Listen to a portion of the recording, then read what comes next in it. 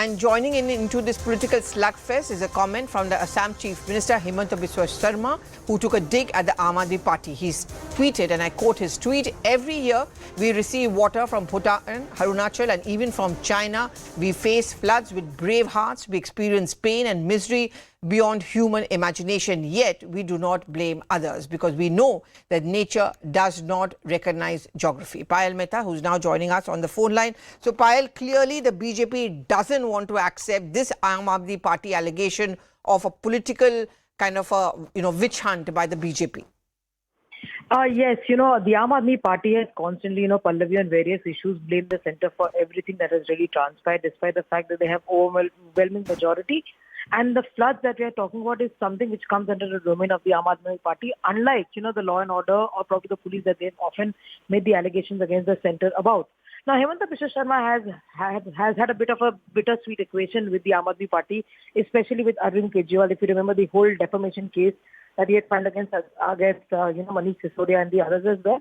And here he weighs in, and without naming the Aam Aadmi Party, he has said that, people have been blaming others for everything, but, we have also been at the receiving end, and there is a flood situation in Assam as well.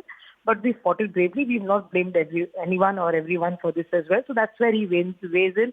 As far as this entire debate is concerned, with the BJP are not, holding it back in terms of their attack on the Aam Aadmi Party, even as Delhi continues to suffer, and the Aam Aadmi Party has been responding in a similar tone as well. So Himanta Biswa Sarma not holding himself back, even though, he has said that it's not right to blame anybody for the situation because nature has its own way of, coming back or getting back at people for the way in which nature has been exploited commercially as well. So that's the argument that he's really putting up over here.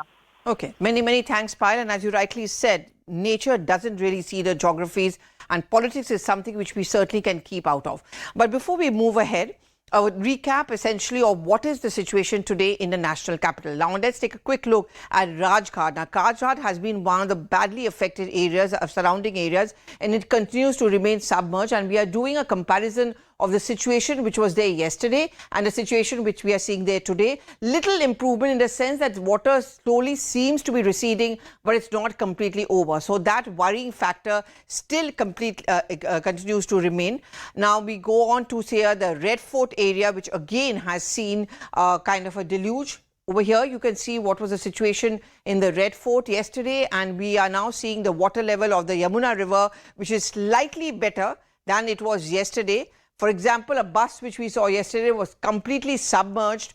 Today, the situation over there seems to be improving. And this improvement, one hopes, comes day by day as the water level also starts receding. And finally, we go to a Majnu Katela, the monastery area. Again, a recap of the situation which was there yesterday. And today, you can see, like, for example, today, slowly, bit by bit, people are trying to get a hold of their routine life. So the slush, of course, is an attempt being made to clear that area of slush, because what happens is when the water level starts receding, what remains behind is a residue and the slush. So the situation seems to have improved in and around the monastery area, which has 300 plus shops. But before I